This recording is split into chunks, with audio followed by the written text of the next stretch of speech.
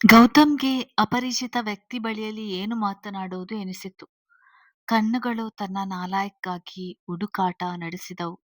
ಆದರೂ ಎದುರು ನಿಂತವರಿಗೆ ಮಾತಿಗೆಂಬಂತೆ nice to meet you. ಒಮ್ಮೆ ಕುಟುಂಬದ ಸಮೇತ ಮನೆಗೆ ಬನ್ನಿ. ನಮ್ಮನೆ ರಾಜು ಅವರ ಮನೆ ಪಕ್ಕವೇ ಆಹ್ವಾನಿಸಿದ್ದ. ಅವರು ಕೂಡ ಸೌಜನ್ಯಕ್ಕೆ ಬರೋಣ ಬಿಡಿ ಅದಕ್ಕೇನಂತೆ ಎಂದಿದ್ದರು. ಅಂಥ ಆಲೋಚನೆ ಇಲ್ಲದೆ ಇದ್ದರು. ತನ್ನ ತಂದೆಯ ಜೊತೆ ಮಾತನಾಡುತ್ತಿದ್ದ ಗೌತಮ್‌ನನ್ನು ನೋಡಿ ಚಂದನ ತನ್ನ ಮದುವೆ ನಿಶ್ಚಯವೇ ಆಗಿ ಹೋದಂತೆ ಸಂಭ್ರಮಿಸಿದಳು. ಆ ಕ್ಷಣವೇ ಗೌತಮ್ ಅವಳ ಕಡೆ ನೋಡಿದ್ದ. ಅವಳ ಅಂದಿನ ಅಂದಕ್ಕೆ ಬೆರಗಾಗಿದ್ದ. ಬೇರೆ ರೀತಿಯಾಗಿಯೇ ಕಂಡಳು. ಜೊತೆಗೆ ಅವಳ ಮುಖದಲ್ಲಿದ್ದ ನಗು, ಉತ್ಸಾಹ ಅಪರೂಪವೆನಿಸಿತು. ಏನನ್ನೋ ಪಡೆದುಕೊಂಡಂತೆ ಹರ್ಷಿಸುತ್ತಿದ್ದಳು. ಬಹುಶಃ ನಾನು ಅವಳ ತಂದೆಯ ಜೊತೆ ಮಾತನಾಡುತ್ತಾ ಇರುವುದಕ್ಕೆ ಅನ್ಸುತ್ತೆ ಎಂದುಕೊಂಡವನು ತನ್ನವರಿದ್ದ ಕಡೆ ಬಂದಿದ್ದ. ಎಲ್ಲರನ್ನೂ ನೋಡುತ್ತಾ ಎಲ್ಲಿ ನಿಹಾರ್ ಬಂದಿಲ್ಲ ಕೇಳಿದ್ದ. ಇಂದು ನಾಳೆ ಅರ್ಜೆಂಟ್ ಕೆಲಸ ಇದೆಯಂತೆ. ಸಾಧ್ಯ ಆದ್ರೆ ನಾಳೆ ಬರ್ತೀನಿ ಅಂದಿದ್ದಾನೆ. ಅವನ ಟ್ರೈನಿಂಗ್ ಮುಗಿತಾ ಬಂತಲ್ಲ, ಕೊನೆಯಲ್ಲಿ ಏನೋ ಕೆಲಸವಿರಬೇಕು ಎಂದ ಮಹೇಂದ್ರ ಅವರು ತಮ್ಮ ಬಳಿ ಬಂದ ಚಂದನಳನ್ನು ನೋಡುತ್ತಾ, ಮಗು ಗೊಂಬೆ ತರ ಕಾಣ್ತಿದ್ಯಾ ಎಂದಿದ್ದರು. ಎಲ್ಲರೂ ಹೊಕ್ಕುರುಳಿನಿಂದ ಅದನ್ನೇ ಅನುಮೋದಿಸಿದರು. ಅದಕ್ಕೆ ಉತ್ತರ ಎಂದಿನಂತೆ ಅವಳ ಚಂದದ ನಗು ಆಗಿತ್ತು. ಗೌತಮ್ ಕಣ್ಣಲ್ಲಿ ಕಂಡ ಮೆಚ್ಚುಗೆಗೆ ಇಷ್ಟೊತ್ತು ಕಾಯುತ್ತಿದ್ದದ್ದು ಸಾರ್ಥಕ ಎನ್ನುವ ಭಾವ ಅವಳದು. ತಂಗಿಯನ್ನು ಹುಡುಕುತ್ತಿದ್ದ ನಂದನ್ ಅವಳ ನೋಡುತ್ತಲೇ ಅತ್ತ ಬಂದಿದ್ದ.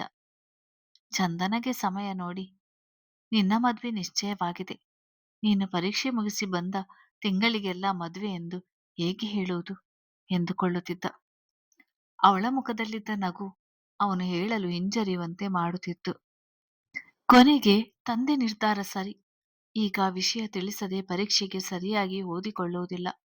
ಅಲ್ಲದೆ ನಮ್ಮನ್ನೆಲ್ಲ ಬಿಟ್ಟು ಹೋಗಬೇಕೆಂದು ಮನಸ್ಸಿಗೆ ಹಚ್ಚಿಕೊಂಡರೆ ಕಷ್ಟ. ಹೇಗೋ ಎಲ್ಲ ನಿಶ್ಚಯವಾಗಿದೆ.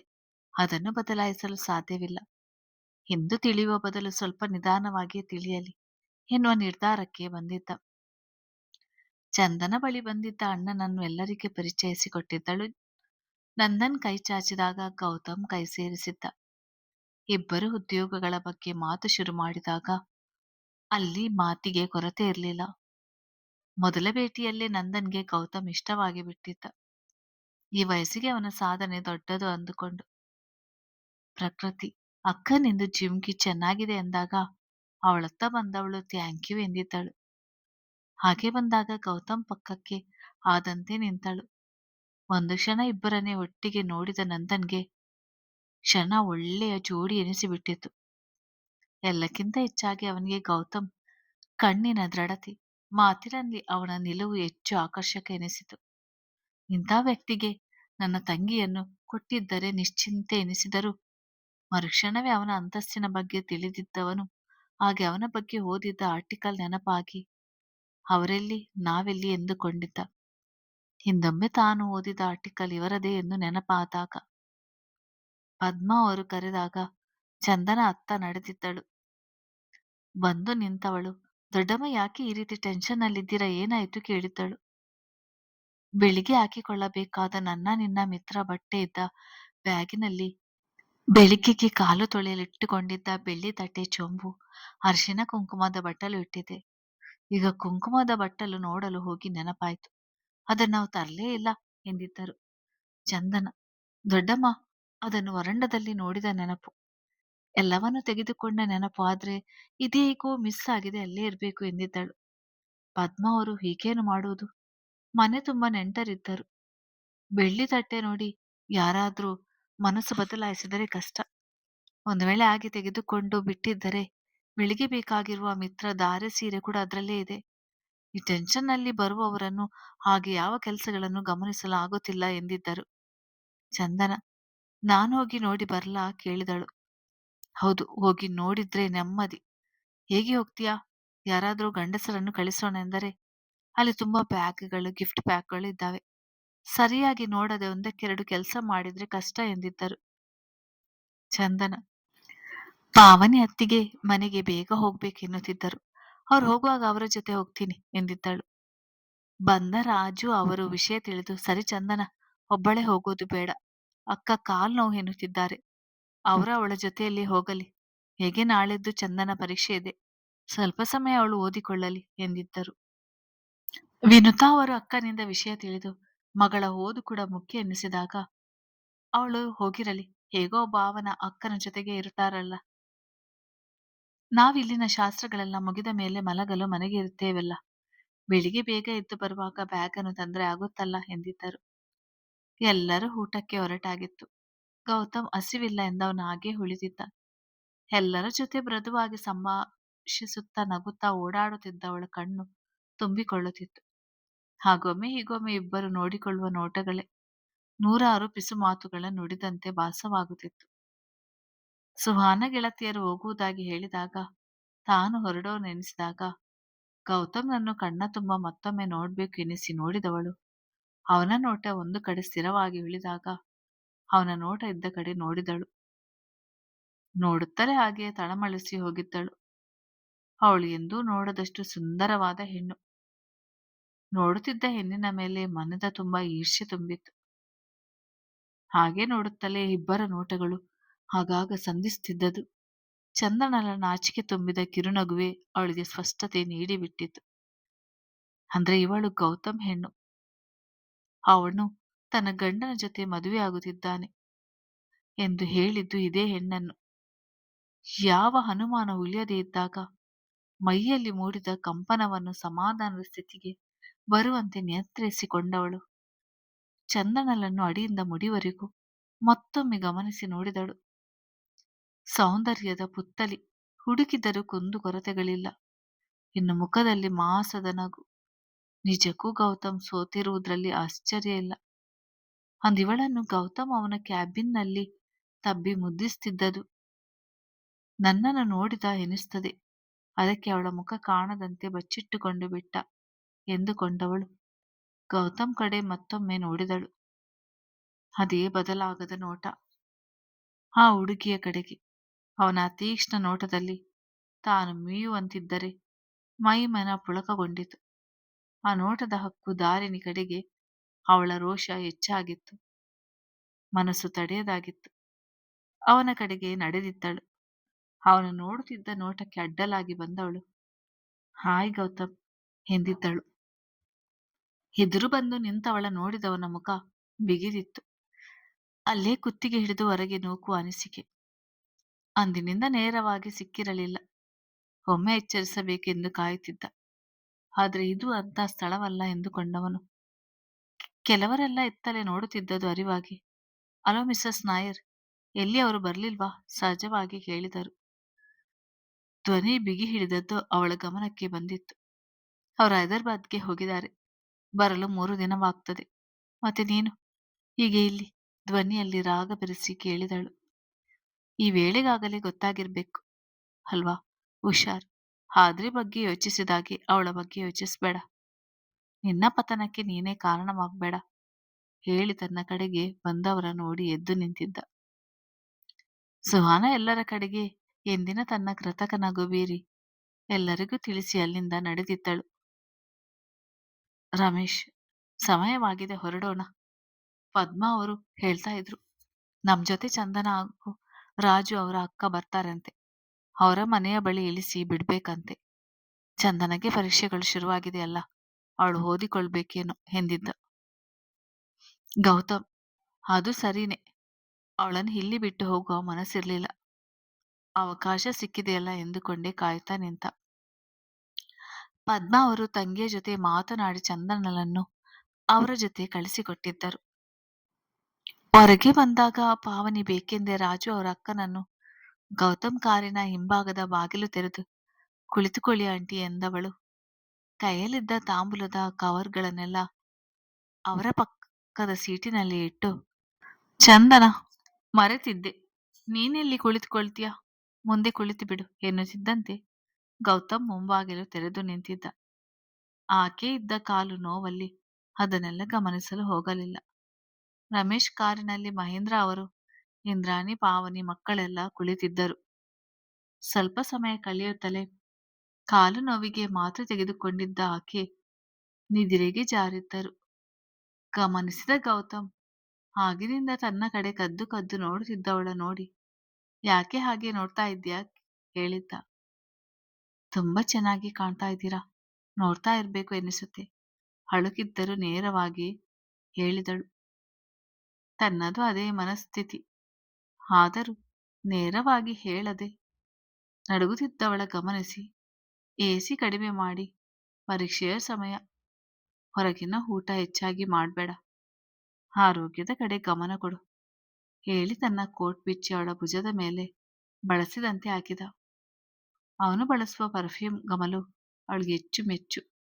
ಮತ್ತಷ್ಟು ಕೋಟನ್ನು ಬಳಸಿ ಹಿಡಿದಿದ್ದಳು. ನಾನೇ ಇದ್ದೀನಲ್ಲ ಹೇಳುತ್ತಾ ಅವಳ ಕೈ ಹಿಡಿದಿದ್ದ. ನೀವು ಊಟ ಮಾಡಿಲ್ಲ ಕೇಳಿದಳು. ಅಲ್ಲಿಂದ ಎಲ್ಲೂ ಹೋಗಲು ಮನಸ್ಸಾಗ್ಲಿಲ್ಲ. ಎಂದಿನಂತೆ ನಾಚಿಕೆ ನಗು ಬಿರಿದವಳು. ಅಪ್ಪಾಜಿ ಜೊತೆ ಏನು ಮಾತನಾಡ್ತಾ ಇದ್ರಿ? ನಂದನ್ ಅಣ್ಣ ಕೂಡ ನಿಮ್ಮ ಬಗ್ಗೆ ಹೊಗಳ್ತಾ ಮಾತನಾಡ್ತಿದ್ದ. ಅಮ್ಮ ನಿಮ್ಮನ್ನು ನೋಡಿ ದೊಡ್ಡಮ್ಮನ ಬಳಿ ಆ ಹುಡುಗ ಯಾರು ಇಷ್ಟು ಲಕ್ಷಣವಾಗಿದ್ದಾನೆ ಎನ್ನುತ್ತಾ ಇದ್ರು. ತುಂಬಾ ಸಂತೋಷದಿಂದ ಹೇಳಿಕೊಂಡಿದ್ಲು. ನಿನ್ನ ತಂದೆಗೆ ಮನೆಗೆ ಬರಲು ಹೇಳಿದ್ದೇನೆ. ಕರೆದುಕೊಂಡು ಬಾ. ಕರೆದುಕೊಂಡು ಬರುವ ಮುನ್ನ ಸಮಯ ನನಗೆ ತಿಳಿಸು. ಮನೆಯಲ್ಲೇ ಇರ್ತೀನಿ. ಅಂದ್ರೆ ಮದುವೆ ಬಗ್ಗೆ ನಾಳೆಗೆ ಮಾತಾಡ್ತೀರಾ? ಅದನ್ನೇ ಯೋಚಿಸ್ತಾ ಇದ್ದೀನಿ. ನಿನ್ನ ಪರೀಕ್ಷೆ ಮುಗಿದು ಬಿಡ್ಲಿ ಎಂದು ಅನಿಸ್ತದೆ. ಅವರ ನಿರ್ಧಾರ ನಿನ್ನ ಓದಿನ ಮೇಲೆ ಪರಿಣಾಮ ಬೀರುವುದು ಬೇಡ ಎಂದಿದ್ದ. ಕೊನೆ ಮಾತು ಅವಳಿಗೆ ಅರ್ಥವಾಗ್ಲಿಲ್ಲ. ಯೋಚಿಸಿ ನಿರ್ಧಾರ ಮಾಡಿ ಎಂದಷ್ಟೇ ಹೇಳಿದಳು.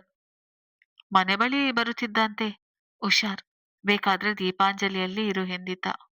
ಪರವಾಗಿಲ್ಲ, ಆಂಟಿ ಇದ್ದಾರಲ್ಲ, ಇನ್ನು ಸ್ವಲ್ಪ ಸಮಯಕ್ಕೆಲ್ಲ ಅಮ್ಮ ಅಪ್ಪ ಎಲ್ಲ ಮನೆಗೆ ಬರ್ತಾರೆ ಹೇಳಿ ಕಾರ್ ನಿಲ್ಲುತ್ತಲೇ ಹೇಳಿದವಳು ಆಕೆಯನ್ನು ಎಚ್ಚರಿಸಿದಳು.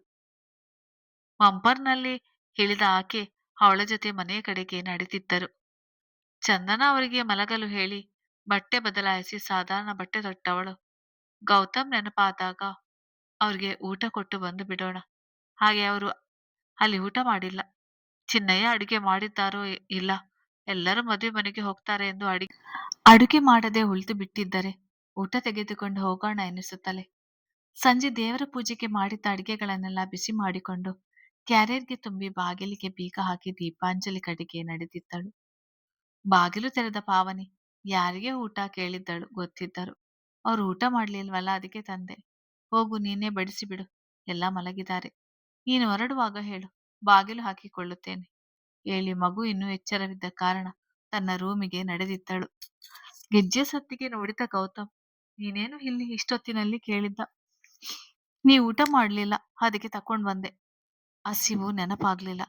ಅಲ್ಲೇ ಇಡು, ಹಾಗೆ ಬರ್ಬೋದಿತ್ತು ಕೇಳಿದ್ದ. ಮಿತ್ರ ಅಕ್ಕ ಸೆಲೆಕ್ಟ್ ಮಾಡಿದ್ದು ತುಂಬಾ ಭಾರ, ಹಾಗಾಗಿ ಬದಲಾಯಿಸಿದೆ.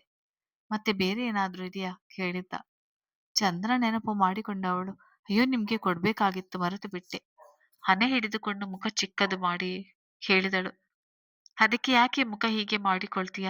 ನಾನೇ ಕೊಡ್ತೀನಿ. ಇದನ್ ತಾನೇ ಮರೆತದ್ದು. ಇವತ್ತು ನೀನ್ ತುಂಬಾ ತುಂಬಾ ಹೇಳುತ್ತಲೇ ಕೆನ್ನೆಗೆ ಮುತ್ತಿಟ್ಟಿದ್ದ. ಅವನಿಂದ ಬಿಡಿಸಿಕೊಂಡ ಚಂದನ ಆಸೆಯ ಕಂಗಳಿಂದ ಚೆನ್ನಾಗಿ ಕಾಣಿಸ್ತಾ ಇದ್ನ ಕೇಳಿದ್ಲು. ಯಾಕೆ, ಯಾರು ಹೇಳಿಲ್ವಾ? ಬೇರೆಯವರು ಹೇಳುವುದಕ್ಕೂ ನೀವು ಹೇಳುವುದಕ್ಕೂ ವ್ಯತ್ಯಾಸ ಇದೆ ಅಲ್ವಾ? ಯಾವಾಗ ಹೇಳ್ತೀರಾ? ಗೊತ್ತಿಲ್ಲ. ನೀನ್ ಯಾವಾಗಲೂ ಬಳಿಯಲ್ಲಿ ಇರ್ಬೇಕು ಅನಿಸ್ತಾ ಇತ್ತು. ಸರಿಯಾಗಿ ಹೇಳ್ಬೇಕಂದ್ರೆ ನಿನ್ನ ಹಿಂದಿನ ಅಲಂಕಾರ ಚೂರು ಇಷ್ಟವಾಗ್ಲಿಲ್ಲ. ನನಗೆ ನನ್ನ ನಾಲಾಯಕ್ ಲಂಗ ದಾವಣಿಯಲ್ಲಿ ಹೆಚ್ಚು ಇಷ್ಟ ಆಗೋದು. ಇಂದು ನಿನ್ನನ್ನು ಬಿಟ್ಟು ಬರುವ ಮನಸ್ಸಾಗಿರ್ಲಿಲ್ಲ. ನಾನ್ ನಿಮ್ಗಾಗಿ ಆಗಿ ಅಲಂಕರಿಸಿಕೊಂಡಿದ್ದು ನಿಮ್ಮ ನೋಟಕ್ಕಾಗಿ ಮಾತ್ರ. ನೀವು ಏನು ಹೇಳಲೇ ಇಲ್ವಲ್ಲ, ಬೇಸರವಾಯ್ತು. ನೀನು ಇಂದು ಹೇಗೆ ಕಾಣಿಸ್ತಾ ಇದ್ದೆ ಎಂದು ಆಗಿನಿಂದ ಹೇಳ್ತಾನೆ ಇದ್ದೀನಿ. ನೀನು ಸರಿಯಾಗಿ ಅರ್ಥ ಮಾಡಿಕೊಳ್ತಿಲ್ಲ. ನಡುವಿನ ಮೇಲಿನ ಹಿಡಿತ ಬಿಗಿ ಮಾಡಿ ಕೆನ್ನೆಗೆ ಗಾಢವಾಗಿ ತುಟಿ ಹೂರಿ, ಇನ್ನೂ ಅರ್ಥ ಆಗಿಲ್ವಾ? ನನ್ಗೆ ನಿನ್ನನ್ನು ಬಿಟ್ಟಿರಲು ಆಗುತ್ತಿಲ್ಲ. ಇತ್ತೀಚೆಗೆ ಒಂದೊಂದು ದಿನಚರಿಯು ತುಂಬಾ ದೀರ್ಘವಾಗ್ತಿದೆ ಏನೋ ಅನಿಸ್ತಿದೆ. ಬಯಕೆಯ ಅರಿವಾಗಿತ್ತು. ಅದರಿಂದ ಹೊರಬರಲು ಪ್ರಯತ್ನಿಸ್ತಾ ಹೇಳಿದ್ದ. ನಿನಗೆ ಹೀಗೆಲ್ಲ ಅನ್ಸಲ್ವಾ? ಅಂದು ನಾನು ಡ್ರಾಪ್ ಮಾಡಿದ ದಿನ ಏನೋ ಹೇಳಲು ಬಂದೆಯಲ್ಲ, ಏನದು? ಮುಂಗುರುಳು ಸರಿಸುತ್ತಾ ಕೇಳಿದ್ದ. ಅದೆಲ್ಲ ಈಗ ಹೇಳಲು ಆಗೋಲ್ಲ. ಮದ್ವೆ ಆದ್ಮೇಲೆ ನಾನ್ ನಿಮ್ಮ ಹೆಂಡತಿಯಾಗಿ ಈ ಮನೆಯ ಸೊಸೆಯಾಗಿ ಹೇಗಿರ್ಬೇಕೆನ್ನುವ ಕಲ್ಪನೆ. ಹಾಗೆ ಒಮ್ಮೊಮ್ಮೆ ಭಯ ಕೂಡ ಆಗುತ್ತೆ. ನನ್ನಿಂದ ಏನಾದರೂ ತಪ್ಪಾದರೆಣಿಸಿ ತಿದ್ದಿ ಹೇಳಿಕೊಡಿ, ತಿಳಿದುಕೊಳ್ತೇನೆ. ಕೋಪ ಮಾಡಿಕೊಂಡು ದೂರ ಮಾಡ್ಬೇಡಿ ಹೇಳಿ ಎದೆಗೆ ಹೊರಗಿದಳು. ರಾಜು ಅವರು ಇಂದಿನ ದಿನ ಬಲವಂತ ಮಾಡಿ ಕರೆದಿದ್ದ ಕಾರಣ, ಜೊತೆಗೆ ಅವಳ ತಂದೆ ತಾಯಿಯನ್ನು ಒಮ್ಮೆ ಮಾತನಾಡಿಸಬೇಕು. ರಾತ್ರಿ ಹೊರಡುವ ಸಮಯದಲ್ಲಿ ಅವಳು ತುಂಬಾ ಹೆದರಿದ್ದಳು ಎನಿಸಿ ಗೌತಮ್ ಮನೆಯವರಿಗೆ ತಾನು ಮದುವೆಗೆ ಬರುವುದಾಗಿ ಹೇಳಿದ. ಬಟ್ಟೆ ಆಯ್ಕೆಗಾಗಿ ನಿಂತ ಅವನು, ಹಿಂದಿನ ದಿನ ತುಂಬಾ ಚೆನ್ನಾಗಿ ಕಾಣಿಸ್ತಾ ಇದ್ರಿ, ನಾಚುತ್ತಾ ಹೇಳಿದವಳ ಮಾತು ನೆನಪಾಗಿ ತಯಾರಾಗಿದ್ದ. ರೆಡಿಯಾಗಿ ಬಂದ ಗೌತಮ್‌ನ ನೋಡಿದ ಪಾವನಿ, ಫಾರ್ಮಲ್ಸ್ ಔಟ್‌ಫಿಟ್‌ನಲ್ಲಿ ಅಣ್ಣ ಎಷ್ಟು ಚೆನ್ನಾಗಿ ಕಾಣ್ತಾನೆ ಎಂದುಕೊಂಡಿದ್ದವಳು. ಗಾಢ ಕೆಂಪು ಬಣ್ಣದ ರೇಷ್ಮೆ ಸೀರೆಯಲ್ಲಿ ತಯಾರಾಗಿದ್ದ ತನ್ನ ಹುಡುಗಿಯನ್ನು ನೋಡಿ ಗೌತಮ್ ಮಾತು ಮರೆತವನಂತೆ ಹಾಗೇ ನಿಂತು ಬಿಟ್ಟ. ಬೇರೆಯವರ ಮದುವೆಗೆ ಹೀಗೆ ಅಲಂಕಾರಗೊಂಡಿದ್ದಾಳೆ, ಇನ್ನು ನಮ್ಮ ಮದುವೆಯಲ್ಲಿ ಯೋಚಿಸುತ್ತಾ ಮಂಟಪದ ಕಡೆಗೆ ಬಂದವನು ವಧುವರರಿಗೆ ಕಂಗ್ರಾಟ್ಸ್ ಹೇಳಿದ. ಮಿತ್ರ ಪಕ್ಕ ನಿಂತಿದ್ದ ಚಂದನ ಅವನ ಪಕ್ಕಕ್ಕೆ ಆದಂತೆ ನಿಂತಿದ್ದಳು. ಅವರಿಬ್ಬರನ್ನ ಹಾಗೆ ನೋಡಿದ ಅಲ್ಲಿದ್ದವರ ಮನದಲ್ಲಿ ಕೆಲವು ಅನಿಸಿಕೆಗಳು ಬಂದು ಹೋಗಿದ್ದವು. ಕೃಷ್ಣಪ್ರಸಾದ್ ಅವರದು ಅದೇ ಆಲೋಚನೆ. ತನ್ನ ಮಗಳಿಗೆ ಇಂಥ ಹುಡುಗನನ್ನು ತರಬೇಕಾಗಿತ್ತು. ಆದ್ರೆ ಮರುಕ್ಷಣವೇ ಗೌತಮ್ ಹುಟ್ಟಿದ ಹಿನ್ನೆಲೆ ನೆನಪಾಗಿ ಮುಖ ಗಂಟು ಹಾಕಿದರು. ಪದ್ಮಾ ಅವರು ಅವರಿಬ್ಬರನ್ನಾಗಿ ಒಟ್ಟಿಗೆ ನೋಡಿ ಜೋಡಿ ಹೇಳಿ ಮಾಡಿಸ್ತಾಗಿದೆ. ಇವರು ದುಡುಕಿ ಚಂದನ ಮದುವೆ ನಿಶ್ಚಯ ಮಾಡದೇ ಇದ್ದಿದ್ರೆ ಮಹೇಂದ್ರ ಇಂದ್ರಾಣಿ ಅವರ ಜೊತೆ ಒಮ್ಮೆ ಮಾತಾಡಬಹುದಿತ್ತು. ಆಗ ಚಂದನ ಕೊನೆವರೆಗೂ ನಮ್ಮ ಮನೆಯ ಪಕ್ಕವೇ ಉಳಿಯುತ್ತಿದ್ದಳು. ಯೋಚಿಸುತ್ತಾ ಈಗಾಗಲೇ ಮದುವೆ ಲಗ್ನ ಪತ್ರಿಕೆ ಪ್ರಿಂಟ್ ಆಗಿರುವ ಕಾರಣ ನಿಟ್ಟುಸಿರು ಬಿಟ್ಟಿದ್ದರು. ಗೌತಮ್ ರಾಜು ಅವರಿಗೆ ಹೊರಡುವುದಾಗಿ ತಿಳಿಸಿ ಮತ್ತೊಮ್ಮೆ ಕೃಷ್ಣ ಪ್ರಸಾದ್ ಅವರಿಗೆ ಮನೆಗೆ ಬರುವಂತೆ ಆಹ್ವಾನಿಸಿ ಒಮ್ಮೆ ತನ್ನ ಹುಡುಗಿಯನ್ನು ನೋಡಿ ನಡೆದಿದ್ದ. ಗೌತಮ್ ತನ್ನ ಕ್ಯಾಬಿನ್ ಬಾಗಿಲು ಜೋರಾಗಿ ತೆರೆದ ಸದ್ದಿಗೆ ತಲೆ ಎತ್ತಿ ನೋಡಿದ. ಅವಳ ಬರುವಿಕೆ ಇಷ್ಟವಿಲ್ಲದೆ ಇದ್ದರೂ ಮಾತನಾಡಿ ಅವಳಿಗೆ ಎಚ್ಚರಿಸುವ ಅವಶ್ಯಕತೆ ಇದ್ದ ಕಾರಣ ನಾನೇ ಒಮ್ಮೆ ಭೇಟಿ ಮಾಡಿ ಮಾತನಾಡಬೇಕೆಂದುಕೊಂಡಿದ್ದೆ ಎಂದಿದ್ದ ಎಂದಿನದೇ ತನ್ನ ಗತ್ತಿನಲ್ಲಿ. ಎದುರು ಕುಳಿತ ಸುಹಾನ, ನಿನ್ನಿಂದ ಇದನ್ನು ನಿರೀಕ್ಷಿಸಿರಲಿಲ್ಲ ಎಂದಿದ್ದಳು. ಮೊದಲ ಬಾರಿ ನಿನ್ನ ಲೆಕ್ಕಾಚಾರ ತಪ್ಪಾಗಿದ್ದರ ಬಗ್ಗೆ ಸಂತೋಷಪಡು. ಒಂದು ವೇಳೆ ನಿನ್ನ ನೋಟ ಅವಳ ಕಡೆಗೆ ಇದ್ದಿದ್ದರೆ ನಿನ್ನ ಜೀವ ಸಹಿತ ಉಳಿಸ್ತಿರಲಿಲ್ಲ. ನನಗೆ ಗೊತ್ತು ಗೌತಮ್, ಅವಳು ನೀನು ಮದುವೆ ಆಗುವ ಹುಡುಗಿ ಅಲ್ಲ. ಮೊದಲ ಬಾರಿ ನನ್ನ ಲೆಕ್ಕಾಚಾರ ತಪ್ಪಾಯ್ತು. ಆ ಹುಡುಗಿಗೆ ಆಕ್ಸಿಡೆಂಟ್ ಆದ ತಕ್ಷಣ ನೀನು ಆಸ್ಪತ್ರೆಗೆ ಓಡಿ ಬರ್ಲಿಲ್ಲ. ಅವಳಿಗಾಗಿ ಅಲ್ಲಿ ಕೊರಗ್ತಾ ಉಳಿಯಲಿಲ್ಲ. ಸಾಮಾನ್ಯವಾಗಿ ನಡೆದುಕೊಂಡೆ. ನಂಗೆ ಆಗಲೇ ನನ್ನ ಅನಿಸಿಕೆ ತಪ್ಪು ಎನ್ನುವುದು ಕನ್ಫರ್ಮ್ ಆಯ್ತು. ಅಲ್ಲದೆ ನಿನ್ನ ಹುಡುಗಿಯ ರಕ್ಷಣೆಗೂ ವ್ಯವಸ್ಥೆ ಮಾಡಿಕೊಂಡಿರ್ತೀಯ ಅಂತ ನಿಧಾನವಾಗಿ ಅನಿಸಿತು. ಯಾರವಳು ಎಂದು ತುಂಬಾ ತಲೆ ಕೆಡಿಸಿಕೊಂಡಿದ್ದೆ. ರಾತ್ರಿಯೇ ತಿಳಿದದ್ದು. ಚೆನ್ನಾಗಿದ್ದಾಳೆ, ಆದ್ರೆ ಹಳ್ಳಿಯ ಹುಡುಗಿನ ರೀತಿ ಹಾಗೆ ತಿಳುವಳಿಕೆ ಕಮ್ಮಿ. ನಿನ್ನೊಂದಿಗೆ ಸೊಸೈಟಿಯಲ್ಲಿ ಸಮಾನಾಗಿ ಹೆಜ್ಜೆ ಹಾಕಲಾರಳು ಎಂದಿದ್ದಳು. ಅವಳ ಕಾಲ ಧೂಳಿಗೂ ನೀನು ಸಮವಿಲ್ಲ. ನೀನವಳ ವಿಷಯಕ್ಕೆ ಹೋಗಬೇಕೆಂದು ನೋಡಿದಕ್ಕೆ ನಿನ್ನ ಕತ್ತಲೆ ಸಾಮ್ರಾಜ್ಯದ ಕೆಲವು ಪುಡಿ ರೌಡಿಗಳು, ಏಜೆಂಟ್ಗಳು ಕಂಬಿ ಹಿಂದೆ ಸೇರಿದ್ದಾರೆ. ನಿನ್ನನ್ನು ಅಲ್ಲಿಗೆ ಕಳಿಸುವುದು ನನಗೆ ಕಷ್ಟವಲ್ಲ. ಎಲ್ಲಾ ಹುಚ್ಚಾಟಗಳನ್ನು ಬಿಟ್ಟು ಮಕ್ಕಳ ಗಂಡನ ಕಡೆ ಮನೆ ಅಂತ ನೆಮ್ಮದಿಯಾಗಿದ್ರೆ ಬದುಕಿಕೊಳ್ತೀಯ. ಇಲ್ಲದಿದ್ರೆ ನಿನ್ನನ್ನು ಅರೆಸ್ಟ್ ಮಾಡಲು ಪೊಲೀಸ್ನವರಿಗೂ ನಾನು ಅವಕಾಶ ಕೊಡಲ್ಲ. ಅರ್ಥ ಆಯ್ತಾ ಅಂದ್ಕೊಳ್ತೇನೆ ಎಂದಿದ್ದ. ಸುಹಾನಗೆ ಅವನ ಮಾತು ಕೋಪ ಅರ್ಥವಾಗಿತ್ತು. ಅಸಹಾಯಕತೆಯ ಜೊತೆಗೆ ಹಠ ಕೋಪ ಬೆರೆತಾಗ, ನೀನು ಒಂದು ಹೆಣ್ಣನ್ನು ಇಷ್ಟ ಬಯಸುತ್ತೀಯ, ಅವಳಿಗಾಗಿ ಇಂಥ ಮಟ್ಟಕ್ಕೆ ಇಳಿಯುತ್ತೀಯ ಎಂದುಕೊಂಡಿರ್ಲಿಲ್ಲ. ಅವರುಗಳನ್ನು ಪೊಲೀಸ್ ಅರೆಸ್ಟ್ ಮಾಡಿದಾಗ ನಿನ್ನ ಬಗ್ಗೆ ನನಗೆ ಅನುಮಾನ ಮೂಡ್ಲಿಲ್ಲ ಎಂದಿದ್ದಳು. ನನ್ನ ಮನಸ್ಥಿತಿಯ ಬಗ್ಗೆ ಕಡಿಮೆ ಅಂದಾಜಿಸ್ಬೇಡ. ಅವಳು ನನ್ನ ಪ್ರಾಣ. ನನ್ನ ಪ್ರಾಣದ ಜೊತೆ ಹುಡುಕಾಟ ಆಡ್ಬೇಡ. ನಿನ್ನ ಸಾಮ್ರಾಜ್ಯ ಮುಳುಗಿಸುವುದರ ಜೊತೆಗೆ ನಿನ್ನ ಗಂಡನ ಸಾಮ್ರಾಜ್ಯವನ್ನು ಮುಳುಗಿಸುವುದು ನನಗೆ ಕಷ್ಟವಾಗಲ್ಲ. ನಿನ್ನನ್ನು ಕಟ್ಟಿಕೊಂಡ ತಪ್ಪಿಗೆ ನಾಯರ್ ಕೂಡ ಬೀದಿಗೆ ಬೀಳ್ಬೇಕಾಗ್ತದೆ. ಅವಳಿಗೆ ಯಾವುದೇ ರೀತಿಯ ತೊಂದರೆಯಾದರೂ ನೇರವಾಗಿ ಅದಕ್ಕೆ ನೀನೇ ಹೊಣೆ ಆಗ್ತೀಯ. ಈಗಲೇ ಸಾಯಲು ಇಷ್ಟವಿಲ್ಲ ಅಂದುಕೊಳ್ತೇನೆ. ಎದ್ದು ನಿಂತು ಎಚ್ಚರಿಸುವಂತೆ ಹೇಳಿದ್ದ. ಎದ್ದು ನಿಂತ ಸುಹಾನ ರಾತ್ರಿ ತನಗೆ ತಿಳಿದ ವಿಷಯ ನೆನಪಾಗಿ ಅದನ್ನು ಹೇಗೆ ಉಪಯೋಗಿಸಿಕೊಳ್ಳುವುದು ಯೋಚಿಸುತ್ತಲೇ ಎದ್ದು ನಿಂತವಳು ಕಾಲು ಹಪ್ಪಲಿಸಿ ಹೊರಗೆ ನಡೆದಿದ್ದಳು. ಚಂದನಲಿಂದ ಕರೆ ಬಂದಾಗ ಮಾತನಾಡಿದವನು ಮನೆಗೆ ಹೋಗಾಯ್ತಾ ಕೇಳಿದ್ದ. ಈಗ ತಾನೇ ಬಂದದ್ದು. ಸಂಜೆ ಅಪ್ಪ ಅಮ್ಮ ನಂದನ್ ಅಣ್ಣನನ್ನು ನಿಮ್ಮ ಮನೆಗೆ ಕರೆದುಕೊಂಡು ಬರ್ತೀನಿ. ಅಪ್ಪಾಜಿ ಜೊತೆ ಮಹೇಂದ್ರ ಅಂಕಲ್ ಮನೆಗೆ ಹೋಗೋಣ ಎಂದೆ. ಒಪ್ಪಿಕೊಂಡಿದ್ದಾರೆ ಎಂದಿದ್ದಳು.